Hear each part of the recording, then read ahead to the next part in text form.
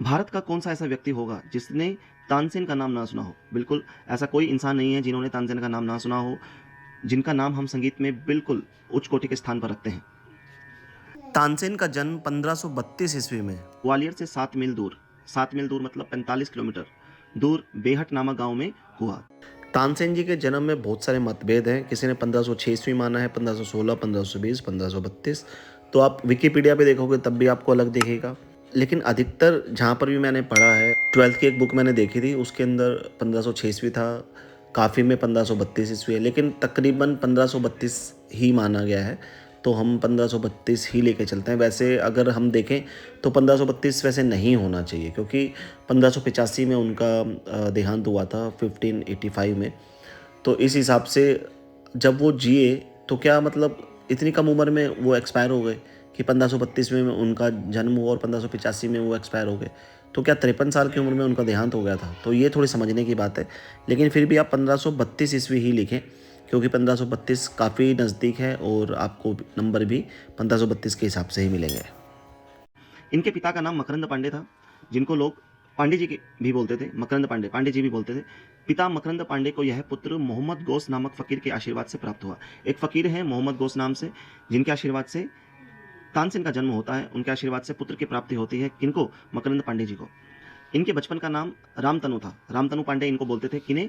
तानसेन जी को रामतनु पांडे बोलते थे। वैसे पढ़ने में ये भी आया कि उन्हें तन्ना मिश्र कहा जाता है, लेकिन शास्त्रों को अगर हम देखें तो रामतनु ही नाम उनको देखने को मिलता है। तो रामतनु पांडे उनका नाम था, जिनको बचपन में उनको तनु तनु भी कहते थे, रामतनु। शुरू से ही तानसेन में दूसरों की नकल करने की अपूर्व क्षमता थी। दूसरों की नकल किया करते थे। बालक तनु पशु पक्षियों की सच्ची नकल क्या करते थे, मतलब पशु पक्षी जानवर जो भी हैं उनकी सच्ची नकल हूबहू नकल कर दिया करते थे, जिससे लोग डर जाया करते थे, डरा दिया करते थे वो। तो एक बार होता क्या है, एक बार स्वामी हरिदास जी, जो कि वृंदावन के महागुरु हैं, स्वामी हरिदास जी अपनी मंडली के साथ पास के जंगल से गुजर रहे थे। उसी गांव के पास जंगल था, वहां से गुजर रहे थे, भजन कीर्तन करते हुए निकल रहे थे। तो होता क्या है, नटखट तनु मतलब तानसेन ने एक पेड़ के पीछे छिपकर शेर की आवाज निकालकर उन सभी को डराने लगे। थोड़ी देर के बाद तानसेन हंसते हुए स्वामी हरिदास के सामने आए। स्वामी हरिदास ने बालक तनु की इस प्राकृतिक प्रतिभा को पहचाना और उन्हें संगीत की शिक्षा के लिए अपने साथ वृंदावन ले गए। वृंदावन जाने के बाद उन्होंने 10 वर्षों तक संगीत की शिक्षा प्राप्त करने के बाद, जब पिता की बीमारी का समाचार सुनकर तानसेन अपनी मातृभूमि ग्वालियर वापस आ गए। पिता की मृत्यु के बाद स्वामी हरिदास की आज्ञा से तानसेन मोहम्मद गौस के पास रहने लगे।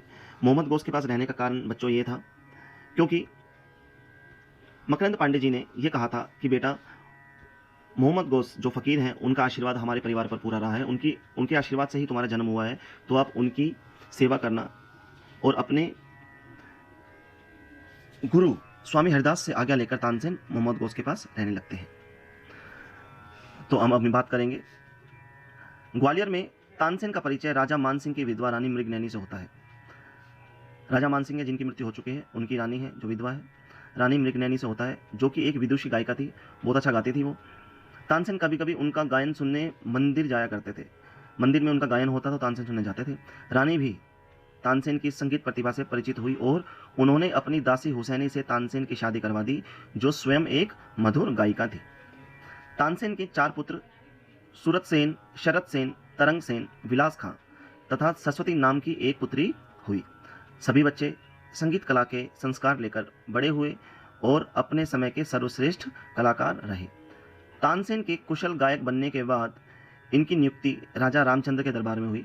जब तानसेन ने रियाज कर कर संगीत की महारत को हासिल किया, जब संगीत शिक्षा ले ली और कुशल गायक बन गए, तो उनकी जो सिलेक्शन है, जो उनकी नियुक्ति होती है, राजा रामचंद्र के दरबार में हो जाती है। तानसेन की गायन की प्रशंसा जब मुगल सम्राट अकबर ने सुनी, तो उन्होंने राजा रामचंद्र से तानसेन को भेजने का आग्रह किया।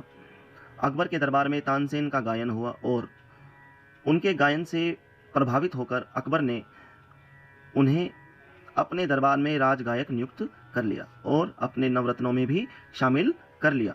तानसेन ने कई ध्रुपदों की रचना की। गायन शैली है ध्रुपद, ख्याल, धमार, ऐसे बहुत सी गायन शैली आपने सुना होगा। तो ध्रुपद, जो कि प्रबंध गायन के बाद ध्रुपद की जो एंट्री हुई थी हमारे संगीत में, तो तानसेन ने कई ध्रुपदों की रचना की। कई राग जैसे दीपक राग, मियाँ की तोड़ी, मेघ मल्हार आदि की रचना की और उन्हें सिद्ध भी किया। कहा जाता है कि ईर्ष्या स्वरूप दरबार के अन्य गायकों ने अकबर से प्रार्थना की। क्या प्रार्थना की? तानसेन से दीपक राग सुना जाए। इतने विख्यात हो गए थे तानसेन कि जो भी अन्य गायक थे दरबार में वो सभी उनसे चिढ़ने लगे थे, मतलब उनको जलन होने लगी, ईर्ष्या करने लगे। तो उन्होंने क्या किया, एक प्लान बनाया और उन्होंने एक योजना निकाली कि हम महाराज अकबर से कहेंगे कि तानसेन से दीपक राग सुनने के लिए कहा जाए। अकबर के आग्रह करने पर तानसेन को दीपक राग सुनाना पड़ा। राग गाते ही गर्मी बढ़ने लगी, चारों ओर मानो अग्नि की लपटें निकलने लगी। श्रोतागण इधर उधर भागने लगे और तानसेन का शरीर जलने लगा। कहा जाता है कि तानसेन की पुत्री सरस्वती ने राग मेघ मल्हार गाकर अपने पिता की रक्षा की। तो बच्चों, तानसेन ने जब अकबर को कहा कि महाराज दीपक राग अगर मैं गाऊंगा तो बहुत नुकसान हो सकता है, क्योंकि जैसे ही मैं दीपक राग गाऊंगा तो गर्मी उत्पन्न होगी, जिसकी वजह से बहुत हमें भारी नुकसान उठाना पड़ सकता है। लेकिन अकबर नहीं माने तो उन्होंने उनको आज्ञा दी, तानसेन को उनकी आज्ञा माननी पड़ी और उनको दीपक राग सुनाना पड़ा। दीपक राग सुनाते ही क्या हुआ, चारों ओर गर्मी बढ़ गई, सभी श्रोतागण डर के भागने लगे, तानसेन का शरीर जलने लगा। और कहते हैं कि जो उनकी पुत्री है सरस्वती, उन्होंने मेघ मल्हार नामक एक राग गाया और जिसकी वजह से तानसेन की जान बच पाई। तानसेन कुशल गायक ही नहीं बल्कि रबाब नामक वाद्य बजाने में भी निपुण थे। एक इंस्ट्रूमेंट है रबाब नामक, उन्होंने उस वाद्य को भी बजाया। कुछ लोगों का विचार है कि तानसेन कुछ समय बाद मुस्लिम हो गए, इसलिए अपने रागों के सामने मियाँ शब्द जोड़ने लगे। कहते हैं कि तानसेन जो पंडित थे एकदम से मुस्लिम हो गए और अपना धर्म परिवर्तित करने के बाद, मुस्लिम होने के बाद क्या हुआ, उन्होंने अपने शब्द के सामने, अपने नाम के सामने भी मियाँ जोड़ा और लोग उन्हें सब मियाँ मियाँ कर बोलते थे। और उन्होंने क्या किया, अपने रागों के सामने भी उसके आगे मियाँ शब्द लगाने लगे। जैसे तोड़ी थी तो मियाँ की तोड़ी हो गई, मल्हार ही मियाँ की मल्हार हो गई, सारंग मियाँ की सारंग हो गई। लेकिन कुछ लोगों के अनुसार तानसेन ने मोहम्मद गौस, जो कि उनके फ़कीर हैं, मोहम्मद गौस की स्मृति में, उनकी याद में अपने रागों के नाम के आगे मियाँ शब्द लगाए। तानसेन ने ग्वालियर की संगीत कला के इतिहास में अपूर्व योगदान दिया। तानसेन की ख्याति विश्व के कोने कोने में फैलने से वे विश्व विख्यात संगीतकार बने। इस प्रकार संगीत की सेवा करके 1585 ईस्वी में दिल्ली में एक महान संगीतकार तानसेन का देहांत हो गया। इनकी समाधि ग्वालियर में मोहम्मद गौस की कब्र के पास बनाई गई। प्रतिवर्ष, मतलब हर साल, इनकी याद में, इनकी स्मृति में ग्वालियर में उत्सव मनाया जाता है और शास्त्रीय संगीत के कार्यक्रम आयोजित किए जाते हैं। उत्तर भारतीय संगीत के विकास में घरानों का योगदान बड़ा सराहनीय रहा है। जब कभी आगरा घराने की चर्चा उठती है तो स्वर्गीय उस्ताद फैयाज खां का स्मरण बरबस हो आता है। 20वीं शताब्दी के पूर्वार्ध में जो सम्मान फैयाज खां को मिला उतना किसी मुसलमान गायक को नहीं मिला। तो आपने जान ही लिया होगा कि स्टार्टिंग में ही मैंने जो बताया है, फैयाज खां आगरा घराने से हैं और जब कभी आगरा घराने की चर्चा होती है तो फैयाज खां का नाम ज़रूर लिया जाता है और इनको बहुत ही सम्मान मिला था। आज तक किसी मुसलमान गायक को इतना सम्मान नहीं मिला। उस्ताद फैयाज खां का जन्म सन 1886 में आगरा में हुआ। इनके जन्म से 3-4 माह पहले ही इनके पिता की मृत्यु हो गई थी। इनके पिता का नाम सफदर हुसैन था। इनके नाना ने इनका पालन पोषण किया और उन्होंने ही इनको संगीत की शिक्षा दी। तो फैयाज खां का जन्म 1886 में आगरा में होता है और 3-4 महीने पहले, जब इनका जन्म हुआ 3-4 महीने पहले ही इनके पिता का देहांत हो गया और जिनका नाम क्या था, सफदर हुसैन। तो इनके नाना ने इनका पालन पोषण किया और क्या किया, साथ में संगीत की शिक्षा भी दी। तो बच्चों, अब हम बात करेंगे उनके गायन की। तो इस पैराग्राफ को बहुत अच्छे से सुनिएगा और देखिएगा। फैयाज खां किशोरावस्था से ही अच्छा गाने लगे थे। कई स्थानों पर इनका कार्यक्रम रखा गया और उसमें ये सफल भी रहे। तत्कालीन मैसूर, मतलब उस समय की बात बता रहा हूँ, उस समय पर मैसूर नरेश इनके गायन से बड़े प्रभावित हुए। इनको सन 1906 में एक स्वर्ण पदक और सन 1911 में आफ्ताब-ए मौसीकी की उपाधि से सुशोभित किया गया। बड़ौदा महाराज सियाजी राव इनसे बड़े प्रभावित हुए और इनको अपने दरबार में गायक नियुक्त कर लिया। महाराज ने इनको ज्ञान रत्न की उपाधि प्रदान की। कुछ समय बाद दरबार की आज्ञा लेकर खान साहब मुंबई, कोलकाता, लखनऊ तथा लाहौर के रेडियो स्टेशनों से अपने कार्यक्रम प्रसारित करने लगे। अब हम खान साहब के व्यक्तित्व और उनके संगीत ज्ञान की बात करेंगे। खान साहब का कंठ नीचा, नीचे का मतलब होता है कि जो हमारा गला है वो सप्तक के अंदर चलता है, मंद्र मध्य तार सप्तक। तो उनका जो गला था वो नीचा बताया गया है। खां साहब का कंठ नीचा किंतु जवारीदार और बुलंद था। बुलंद मतलब मजबूत था। गाते समय सज धज कर बैठते, जब वो गाते थे तो सज धज कर बैठते थे और हीना का इत्र लगाकर पान की डब्बी के साथ बैठते। एक इत्र है जिसका नाम हीना बताया गया है। हीना का इत्र लगाते मतलब क्या है, उनको इत्र से प्यार था, लगाव था, मोहब्बत थी। हीना का इत्र लगाकर पान की डब्बी के साथ बैठते। खां साहब ख्याल, ध्रुपद, धमार, ठुमरी, टप्पा, गजल, कव्वाली, ये सब क्या है, गायन शैली आदि सभी के गायन में बड़े कुशल थे। ख्याल, ध्रुपद और धमार में तो अद्वितीय थे, किंतु मोटी आवाज से ठुमरी के प्रत्येक अंग को सुंदरता से प्रस्तुत करते कि बड़ा आश्चर्य होता। उनकी गाई हुई ठुमरी का रिकॉर्ड बाजूबंद खुल खुल जाए बड़ा प्रसिद्ध है। उनके स्वर लगाने की रीति आगरा घराने का प्रतिनिधित्व करती है और सुनते ही उस घराने की याद आ जाती है। मतलब अगर उनकी आवाज़ को सुना जाए, उनके स्वर लगाव को सुना जाए तो क्या है, उनकी स्वर की आवाज़ में क्या है, वो अपने आगरा घराने को रिप्रेजेंट करते हैं। और जैसे ही उनकी आवाज़ सुनते हैं तो क्या होता है, उस घराने की, आगरा घराने की याद आ जाती है। उनका यह ढंग उनके शिष्यों में भी थोड़ा बहुत देखने को मिलता है।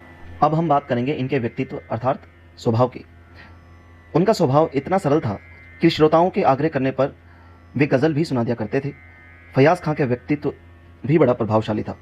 मतलब कहा गया कि देखो, मैंने आपको ऊपर बताया है कि ख्याल, ध्रुपद और धमार में उनको महारत हासिल थी, लेकिन उनका स्वभाव इतना सरल था कि अगर कोई श्रोतागण मतलब लिसनर उनसे आग्रह करे कि हमें गज़ल सुननी है तो वो गज़ल भी सुना दिया करते थे।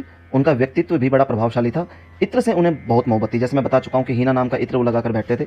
इत्र से उन्हें मोहब्बत थी और इतनी मोहब्बत थी कि जब कोई परिचित मित्र मतलब उनका जानने वाला, उनका दोस्त उनसे मिलता तब वे इत्र द्वारा उनकी खातिर अवश्य करते, मतलब उनको सम्मान दिया करते थे। इत्र लगा करके उनको सम्मान दिया करते थे। उन्होंने अपनी तालीम और रियाज को सार्थक और सफल बनाया।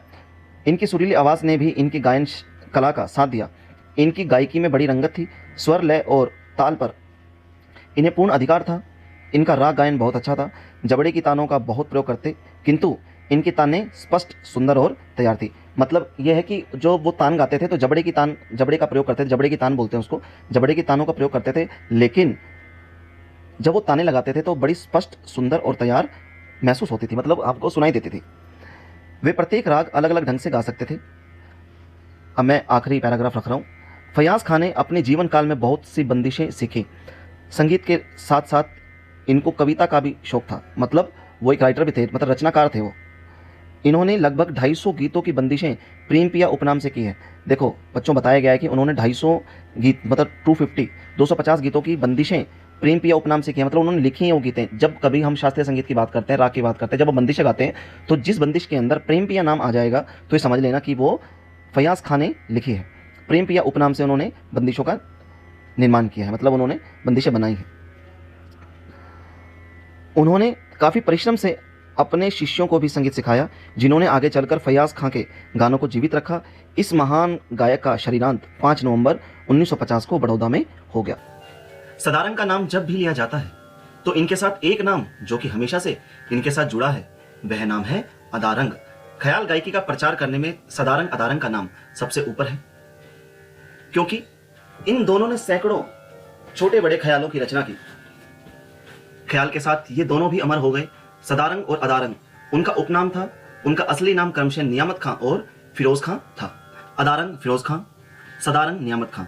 अदारंग सदारंग के भतीजे, दामाद और शिष्य थे। आइए अब हम सदारंग के विषय में बात करते हैं। यहाँ हमने बात की है अदारंग और सदारंग की, क्योंकि सिर्फ सदारंग के विषय में पढ़ना काफी मुश्किल हो जाएगा, क्योंकि जब भी सदारंग का नाम लिया जाएगा तो अदारंग का नाम आपको सुनने को मिलेगा।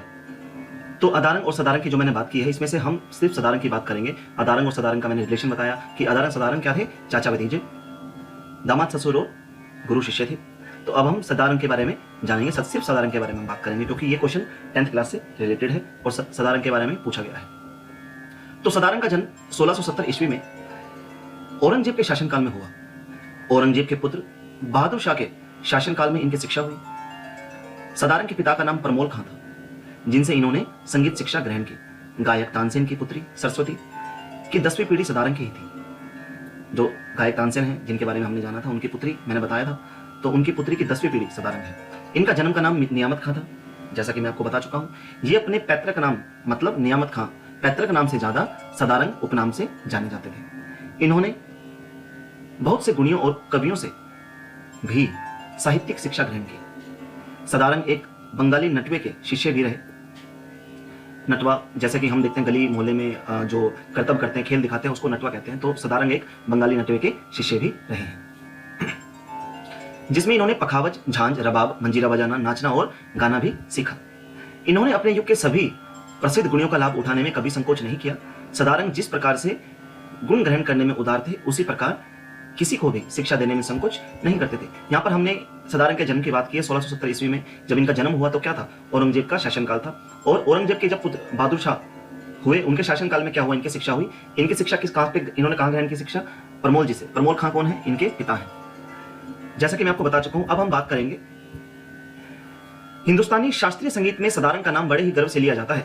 इन्होंने आदारंग के साथ मिलकर, देखो जैसा मैंने कहा था आपको, आदारंग सदारंग का नाम हमेशा आएगा, तो इन्होंने आदारंग के साथ मिलकर, मैं यहां पर सिर्फ सदारंग का नाम नहीं लूंगा, तो इन्होंने आदारंग के साथ मिलकर बहुत से बंदिशें बनाई जो कि विलंबित और मध्य लय में रही। हिंदुस्तानी संगीत की कलम का नाम ही सदारंग माना जाता है। तो ये इंपॉर्टेंट लाइन है, इस लाइन को जरूर आप अंडरलाइन कीजिएगा। 18वीं शताब्दी के अत्यंत गौरवशाली संगीतज्ञों में सदारंग को शीर्ष स्थान, मतलब ऊंचा स्थान प्राप्त है। सदारंग इतने स्वाभिमानी थे कि मोहम्मद शाह रंगीले के अतिरिक्त किसी के राग या बंदिश गाने का अनुरोध स्वीकार नहीं किया करते थे। इसका मतलब यह है कि मोहम्मद शाह रंगीले जो बादशाह, जिनके दरबार में गायक रहे हैं, इन्होंने सिर्फ और सिर्फ उनके लिए ही गाना गाया है, उनके लिए ही बंदिशें गाई हैं। अगर कोई और व्यक्ति उनको राग या बंदिश गाने के लिए कहता तो वो साफ इनकार कर दिया करते थे। सदारंग सूफी संतों के भी भक्त थे। इनकी बंदिशों में अधिकतर सदा रंगीले मोहम्मद शाह, देखो सदा रंगीले मोहम्मद शाह रंगीले का नाम इसमें डालते थे। इनकी बंदिशों में अधिकतर सदा रंगीले मोहम्मद शाह लिखा हुआ पाया जाता है। इसका कारण यह है कि मोहम्मद शाह रंगीले को प्रसन्न करने के लिए अपने गीतों में उनका नाम डाल दिया करते थे। मोहम्मद शाह रंगीले जो बादशाह हैं, उनका नाम इनकी बंदिशों में आता था। उनकी प्रशंसा अपने गाने में किया करते थे ताकि मोहम्मद शाह रंगीले खुश हो सके। सदारंग एक बीन का अर्थात वीणा वादक थे। इनका नाम पहले वादक और बाद में गायक के रूप में लिया जाता है, क्योंकि इन्होंने दरबार में ध्रुपद भी गाया, इसलिए इनको ध्रुपद गायक भी कहा जाता है। एक बार बादशाह ने आज्ञा दी, क्या आज्ञा दी? सारंगी वादक के साथ नियामत खां बीन बजाकर संगत करें। मतलब जो सारंगी वादक है, एक सारंगी वादक थे, तो उन्होंने ये आज्ञा दी कि सारंगी वादक जब सारंगी बजाएंगे तो नियामत खां उनके साथ बीन बजाएं। इसे सुनकर वे बड़े दुखी हुए और उनके वजीर से कह दिया कि सारंगी के साथ संगत करना मेरी बेइज्जती है, मैं खानदानी बीनकार हूं। अब बादशाह ने आज्ञा दी थी, अब उसको तो मानना ही था, लेकिन उनकी आज्ञा को पालन ना करते हुए उन्होंने वजीर को कह दिया कि मैं उनके साथ संगत नहीं करूंगा। बादशाह की आज्ञा की अवहेलना करने पर बादशाह द्वारा सदारंग को अपने दरबार से निकाल दिया गया। कहा जाता है कि कुछ समय तक सदारंग अज्ञात रहे और बाद में लखनऊ आ गए। देखो, जब बादशाह की आज्ञा को नहीं माना तो बादशाह ने क्या किया, गुस्से में आकर के अपना अपमान समझा और उन्होंने क्या किया, उनको अपने दरबार से निकाल दिया और उनको ये कह दिया कि आज के बाद इस एरिया में, इस जगह पर आप कभी नजर मत आना। और कुछ समय के बाद सदारंग क्या हुआ, अज्ञात हो गए और वो अज्ञात रहने लगे और बाद में लखनऊ आ गए। काफी वर्ष बीत गए। अंत में सदारंग ने एक नई गायकी ख्याल को प्रचार में लाने और दरबार में सम्मान पाने की एक तरकीब खोज निकाली। तो इतने सालों में उन्होंने एक गायकी का आविष्कार किया जिसको उन्होंने ख्याल गायकी के नाम, ख्याल गायन शैली नाम दिया।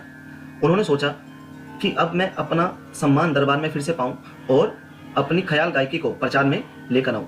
उन्होंने अपने दो शिष्यों बहादुर और दुल्ला को ध्रुपद गायकी ना सिखाकर बल्कि गायकी के एक नए रूप ख्याल गायन की शिक्षा देकर तैयार किया। जैसा कि वो लखनऊ आ गए थे, लखनऊ में उन्होंने दो अपने शिष्य बनाए, बहादुर और दुल्ला। हालांकि सदारंग खुद एक ध्रुपद गायक भी रहे हैं, लेकिन उनको ध्रुपद गायकी ना सिखाकर उन्होंने अपना जो एक नया जो स्टाइल, जो नई गायन शैली ख्याल, उसको सिखाया और उसकी शिक्षा दी। जैसा कि ध्रुपद में 4 भाग स्थायी अंतरा संचारी आभोग होते हैं, लेकिन सदारंग ने इस नई गायन शैली में क्या किया, इस ख्याल गायन में 2 भाग बनाए, स्थायी और अंतरा, और उसे अलंकारिक तत्वों, आलाप, खटका, मुर्की, तान इत्यादि से सजाया, जो कि एक आकर्षक गायकी का अंदाज था। जैसा कि मैं बता चुका हूँ, ख्याल जो गायकी है उससे पहले ध्रुपद गायकी थी, ध्रुपद से पहले प्रबंध गायकी थी, प्रबंध से पहले जाति गायन होता था। तो ध्रुपद गायकी के बाद एकदम से जब ये गायकी सामने आई, ये एक नया स्टाइल सामने आया जिसमें अलंकारिक तत्वों का प्रयोग किया गया, आलाप, खटका, मुर्की, तानों इनका प्रयोग किया, और स्थायी और अंतरा पहले 4 भाग की जगह 2 भाग लगा दिए गए। तो क्या हुआ, ये गायकी बड़ी आकर्षक हो गई।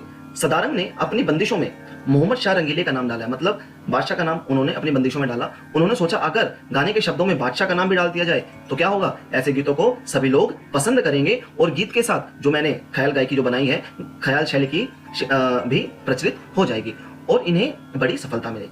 उन्होंने अपने सभी रचित गीतों में सदा रंगीले मोहम्मद शाह शब्द डाल दिया। जब दिल्ली दरबार में उन दोनों शिष्यों का गायन हुआ तो मोहम्मद शाह बड़े प्रभावित हुए। जैसा कि लोगों ने सुना कि दो गायक इस तरह से गा रहे हैं कि उसमें बार बार उनकी प्रशंसा कर रहे हैं किनकी, बादशाह की। तो बादशाह ने जब ये बात सुनी तो उनको दरबार में बुला लिया गया और दरबार में जब उनका गायन हुआ और उन्होंने हर गीत और हर ख्याल की बंदिश में अपना नाम पाया, अपनी प्रशंसा पाई, तो उनके मन में क्या हुआ, जब दिल्ली दरबार में उन दोनों शिष्यों का गायन हुआ तो मोहम्मद शाह बहुत प्रभावित हो गए। अपनी ही तारीफ उन बंदिशों में सुनकर बादशाह के मन में बड़ी उत्कंठा हुई कि ऐसा कौन है जिसने मतलब ये बंदिशें बनाई है, ये किसने मतलब ये नाम सदा रंगीले मोहम्मद शाह, ये मोहम्मद शाह तो मैं हूं लेकिन सदा रंगीले कौन है। तो उनके मन में काफी उत्कंठा हुई कि सदा रंगीले कौन है जिसने यह नई गायकी का नया ढंग बनाया है। तो शिष्यों ने जवाब दिया, यह कोई और नहीं बल्कि हमारे उस्ताद नियामत खां हैं। यह सुनने के बाद बादशाह को अपनी गलती का एहसास हुआ और इतने सालों के बाद बादशाह ने सदारंग को बड़े ही सम्मान के साथ अपने दरबार में बुलाया। यहाँ से सदारंग एक नई गायकी के साथ संगीत की दुनिया में आए।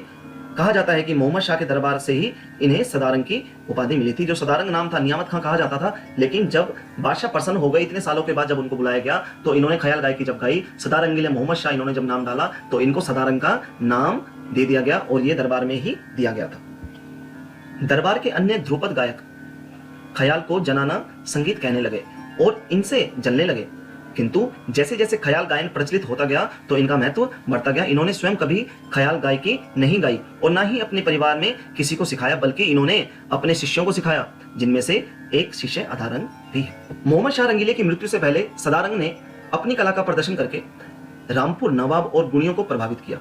जब मोहम्मद शाह की मृत्यु हुई थी उससे पहले क्या हुआ था, सदारंग ने अपनी कला का प्रदर्शन करके रामपुर नवाब और गुणियों को प्रभावित कर लिया था। मुगल साम्राज्य के पतन के बाद, जब मुगलों का पतन हुआ, मुगल साम्राज्य के पतन के बाद सदारंग के वंशजों को रामपुर रियासत में जाकर आश्रय लेना पड़ा। सदारंग की रचनाएं आज भी संगीत क्षेत्र में एक विशिष्ट स्थान ग्रहण किए हुए हैं। आज भी विभिन्न घरानों के कलाकार इनकी रचनाएं गाते हैं। इस महान संगीतकार की मृत्यु 1748 ईस्वी में हो गई थी। ऐसे महान संगीतज्ञ को आज भी इनकी काबिलियत के द्वारा जाना जाता है और आगे भी जब तक संगीत की दुनिया रहेगी तब तक इनको हम प्रणाम करते रहेंगे। तो आपने जाना कि जो ख्याल गायकी है उसका जो प्रचार किया है सदारंग और अदारंग ने मिलकर के किया था। सदारंग खुद एक ध्रुपद गायक थे और एक बीनकार थे, फिर भी उन्होंने ख्याल गायकी का आविष्कार किया। उन्होंने खुद नहीं गाया, खुद नहीं सीखा, ना ही अपने परिवार में सिखाया, उन्होंने अपने शिष्य को सिखाया और अदारंग भी एक इनके शिष्य थे। बाद में ये दोनों मिलकर दरबार में गाते थे और इन्होंने ख्याल गायकी का प्रचार प्रसार किया। इन्होंने सैकड़ों ख्यालों की बंदिशों को गाया है, बनाया है और प्रचार किया है। तो ये क्वेश्चन जो रिलेटेड था, ये हमारा क्वेश्चन था सदारंग से। तो हमने यहाँ पर सदारंग के बारे में जाना है और थोड़ा बहुत हमने अदारंग के बारे में भी जाना है। तो मैं आशा करता हूँ कि आपको बहुत अच्छे से समझ में आया होगा। कहीं पे भी कुछ भी समझ में ना आए तो आप मुझे कमेंट कर सकते हैं, मुझे फ़ोन कर सकते हैं और पूछ सकते हैं। किसी भी क्वेश्चन को आप जानना चाहते हैं, किसी भी क्वेश्चन को आप समझना चाहते हैं, पूछना चाहते हैं, तो कमेंट बॉक्स में लिखिए ताकि मैं आपकी समस्या का समाधान कर सकूँ। Thank you so much, thanks a lot. बहुत से कलाकार हमारे भारत में जन्मे हैं जिन्होंने हमारे भारतीय संगीत के लिए, हिंदुस्तानी संगीत के लिए बहुत कुछ किया है। तो आज हम उन्हीं में से एक ऐसे महान कलाकार की बात करेंगे जिनका नाम है पंडित श्री ओमकार नाथ ठाकुर जी। जो 10th क्लास का म्यूज़िक का फाइनल एग्जाम जो बोर्ड में होगा, CBSE बोर्ड में, उसमें यह प्रश्न बहुत ही अहमियत रखता है। तो आप इस प्रश्न को बहुत ध्यान से सुनिएगा। यह एक जीवनी है, लाइफस्टाइल है, जो कि हम पंडित ओमकार नाथ ठाकुर जी के बारे में बताने वाले हैं। पंडित ओमकार नाथ ठाकुर, पंडित विष्णु दिगंबर पुलस्कर के योग्य शिष्यों में पंडित ओमकार नाथ ठाकुर का नाम बड़े आदर के साथ लिया जाता है। संगीत और संगीतज्ञों को ऊंचा उठाने का व्रत जो पंडित विष्णु दिगंबर ने ले रखा था, उसे उनके शिष्य पंडित ओमकार नाथ ठाकुर ने अवश्य ही पूरा करके दिखाया। इनका जन्म 24 जून 1897 को तत्कालीन बड़ौदा रियासत के जहाज ग्राम में हुआ। इनके पिता का नाम पंडित गौरी शंकर ठाकुर और माता का नाम झवेरवा था। जब ओंकार नाथ जी 8 वर्ष के थे तब इनके पिता ने संन्यास ले लिया था और नर्मदा नदी के किनारे कुटिया बनाकर ओंकार के ध्यान में मग्न रहने लगे, जिसके कारण इनके परिवार को आर्थिक संकटों से गुजरना पड़ा। यहाँ तक कि माँ को भी मजदूरी करनी पड़ी और बालक ओमकार नाथ को मील में काम करके या रामलीला में अभिनय करके परिवार की सहायता करनी पड़ी। पंडित जी का कंठ प्रारंभ से ही मधुर था। पाठशाला और रामलीला में जब कभी वे कविता गायन करते थे तो शिक्षक और श्रोता दोनों प्रभावित होते। बचपन से ही इनमें संगीत के प्रति प्रेम था। संगीत सीखने और संगीत सुनने के लिए ये सब प्रकार के कष्ट झेलने को तैयार रहते थे। एक बार एक साधु संगीतज्ञ नर्मदा के पार पधारे। उनका गायन सुनने के लिए ओमकारनाथ बड़े लालायित हुए। नर्मदा पार करने के लिए पैसा ना होने के कारण इन्होंने तैरकर नर्मदा को पार किया और गीले कपड़े पहने हुए गायन सुनने पहुंच गए। 14 वर्ष की आयु में इनके पिता ने पूर्ण घोषणा के साथ समाधि ले ली। पिता की मृत्यु के बाद पंडित जी को अपने भविष्य की चिंता हुई। इसी बीच इनको सेठ शाहपुरजी डूंगा जी को अपना गायन सुनाने का अवसर प्राप्त हुआ। सेठ ने पंडित जी के बड़े भाई पंडित बालकृष्ण को यह सुझाव दिया कि उन्हें पंडित विष्णु दिगंबर जी के पास बम्बई संगीत सीखने के लिए भेज दिया जाए। उस सज्जन ने मार्ग व्यय के लिए कुछ रुपए दे दिए। उनका यह सुझाव घर के लोगों ने मान लिया और उन्हें 14 वर्ष की अवस्था में पंडित विष्णु दिगंबर जी के पास संगीत सीखने के लिए भेज दिया गया। ओमकार संगीतज्ञ बनने की महत्वाकांक्षा लिए बम्बई जा पहुंचे। उस विद्यालय में निःशुल्क रहने व खाने पीने की अच्छी व्यवस्था थी, किंतु 9 वर्षों तक संगीत सीखने की शर्त थी। कुछ वर्षों बाद काठियावाड़ की एक नाटक कंपनी बम्बई आई। प्रबंधक ने पंडित जी का गायन सुनकर एक अच्छी तनख्वाह पर नाटक कंपनी में शामिल होने की इच्छा प्रकट की। तब पंडित जी के समक्ष एक कठिन समस्या उपस्थित हुई। उनके भाई चाहते थे कि वे नौकरी कर ले और पंडित जी संगीत सीखते रहना चाहते थे। आखिर यह बात पंडित विष्णु दिगंबर तक पहुंची। उन्होंने इनके बड़े भाई से कहा कि आपने 9 वर्षों का वचन दिया है, इस समय ले जाने पर आपको पिछले 3 वर्षों का खर्च देना पड़ेगा। इस सुनकर पंडित जी के बड़े भाई ने अपनी धारणा बदल दी, क्योंकि उनके पास खर्च देने को पैसा नहीं था। अतः पंडित जी फिर से संगीत सीखने में रत हो गए। 6-7 वर्षों तक संगीत सीखने के बाद पंडित विष्णु दिगंबर जी ने उन्हें सन 1916 में गंधर्व महाविद्यालय का प्रिंसिपल बनाकर लाहौर भेज दिया। वहां उन्होंने बड़ी तत्परता से अपना उत्तरदायित्व निभाया। उस समय लाहौर भारत में था, जो अब पाकिस्तान में है। लगभग 9 वर्षों तक विद्यार्थी जीवन गुरुगृह में बिताने के बाद वे घर लौट आए। उस समय ब्रिटिश साम्राज्य के प्रति असहयोग आंदोलन में उन्होंने सक्रिय भाग लिया। जून 1922 में सूरत की इंदिरा देवी से उनकी शादी हो गई, अतः उनके ऊपर और अधिक जिम्मेदारी बढ़ गई। आर्थिक स्थिति कमजोर होने के कारण नेपाल महाराज से सम्मान और धन प्राप्त करने की आशा से नेपाल के लिए निकल पड़े। रास्ते में इन्हें बड़ी कठिनाइयों का सामना करना पड़ा। 6 दिनों तक पैदल यात्रा करने के बाद वे नेपाल महाराज के पास पहुंचे। नेपाल नरेश उनके गायन से बड़े प्रभावित हुए और इनाम में 5000 रुपए दिए। उस समय 5000 एक बड़ी राशि थी। बाद में पंडित जी ने नेपाल की 3 बार यात्रा की और प्रत्येक बार सम्मान प्राप्त किया। नेपाल के अतिरिक्त उन्होंने Italy, France, Germany, Belgium, Switzerland और इंग्लैंड आदि देशों की यात्रा की और जहां भी गए भारतीय संगीत का मस्तक ऊंचा किया। विदेश में ही अपनी पत्नी की मृत्यु का समाचार सुनकर में बड़े दुख हुए और स्वदेश लौटकर मुंबई रहने लगे। सन 1952 में भारत सरकार द्वारा अफगानिस्तान भेजे गए, जहां पर उन्होंने भारतीय सांस्कृतिक मंडल का नेतृत्व किया। सन 1953 में बुडापेस्ट और सन 1954 में जर्मनी में आयोजित विश्व शांति परिषद में भारत का प्रतिनिधित्व किया। कला के साथ साथ इन्होंने शास्त्र पक्ष पर भी ध्यान दिया। सन 1938 में संगीतांजलि पुस्तक प्रथम भाग प्रकाशित किया, जिसमें कला पक्ष पर प्रकाश डाला गया। इसके 7 भाग अब तक प्रकाशित हो चुके हैं। सन 1930 में राजकीय संस्कृति महाविद्यालय कोलकाता द्वारा संगीत मार्तंड, सन 1933 में विशुद्ध संस्कृत महाविद्यालय काशी द्वारा संगीत सम्राट और सन 1955 में गणतंत्र दिवस के अवसर पर भारत के राष्ट्रपति द्वारा पद्मश्री की उपाधि से विभूषित किया गया। सन 1950 में काशी हिंदू विश्वविद्यालय में श्री कला संगीत भारती के नाम से संगीत महाविद्यालय की स्थापना हुई और पंडित जी ने उसका अध्यक्ष पद ग्रहण किया। इन्होंने वहां अनेक शिष्यों को तैयार किया। पंडित जी को तैरने का बड़ा शौक था। किसी प्रकार की नशा उन्हें प्रिय नहीं थी। विदेशों में भी पूर्ण शाकाहारी का व्रत निभाया। सफाई उन्हें बहुत प्रिय थी, चाहे घर की सफाई हो या कला की। कला की थोड़ी सी भी अवहेलना उन्हें सहन नहीं थी। एक बार उन्हें गोंडल के महाराज के यहाँ गाने के लिए निमंत्रित किया गया। कलाकारों का आसन श्रोताओं के आसन से नीचा था। यह बात पंडित जी को बहुत बुरी लगी और उन्हें यह कहना पड़ा कि गाना समाप्त होने के बाद मुझे जमीन पर बैठने में कोई आपत्ति ना होगी, किंतु कला प्रदर्शन के समय कला और कलाकार का अपमान मैं नहीं सह सकता। आखिर महाराज साहब को तुरंत उच्च आसन की व्यवस्था करनी पड़ी। पंडित जी की गायकी ग्वालियर घराने से संबंध रखती थी। ख्याल गायकी इस परंपरा की विशेषता है। पंडित जी ख्याल गायक होते हुए भी ध्रुपद और ठुमरी का प्रदर्शन सफलतापूर्वक कर सकते थे। ठुमरी में श्रृंगारिकता होने के कारण ठुमरी के ढंग पर ही भजन गाने की नई शैलियों को पंडित जी ने अपनाया। जोगी मत जा, मैया मोरी मैं नहीं माखन खायो आदि भजनों के रिकॉर्ड हैं, जो साधारण जनता तक कानों में गूंजती है। भजन के अतिरिक्त श्लोक गायन और वंदे मातरम का गायन वे बड़े अनूठे ढंग से करते थे। इनकी आवाज मधुर होने के कारण अर्थानुकूल और रसानुकूल थी। पंडित जी की अलापचारी में रस और भाव की पूर्ण अभिव्यक्ति होती थी। बोलतानों में गीत के शब्दों के साथ विभिन्न प्रकार के लय और स्वर के प्रयोग कानों में बहुत अच्छे लगते थे। पंडित जी के आलाप, पहलाव, तान, बोलतान, सरगम आदि में पूरा समन्वय दिखाई देता था। इस प्रकार पंडित जी संगीत की सेवा करते करते 28 दिसंबर 1967 को थोड़ी सी अस्वस्थता के बाद स्वर्गलोक सिधार गए। ये जीवन परिचय था पंडित ओमकारनाथ ठाकुर जी का, और मुझे पूरी उम्मीद है, पूरी आशा है कि आप सभी को बहुत ध्यान से ये प्रश्न आ गया होगा, अच्छे से आ गया होगा। अगर कोई भी डाउट है, कुछ भी आप पूछना चाहते हैं, कुछ भी प्रश्न करना चाहते हैं, कोई भी आपकी डिमांड है, रिक्वायरमेंट है, कुछ भी आप जानना चाहते हैं संगीत के किसी भी विषय के बारे में, तो आप मुझे कमेंट बॉक्स में कमेंट कर सकते हैं। और मेरी पूरी कोशिश रहेगी कि मैं आपके लिए जल्द से जल्द कोई ना कोई वीडियो बनाऊं, और कोशिश मेरी रहेगी कि मैं आप लोगों के लिए वीडियो प्रोवाइड करता रहूं, बहुत कुछ संगीतमय ज्ञान आपको मैं देता रहूं और संगीत से जोड़ने की पूरी कोशिश करूं। तो आप सभी जुड़े रहिए मेरे इस YouTube channel sky music education से, और अपना खूब बहुत सारा प्यार मुझे लुटाती रहिए। सभी को प्यार भरा प्रणाम, धन्यवाद, नमस्कार।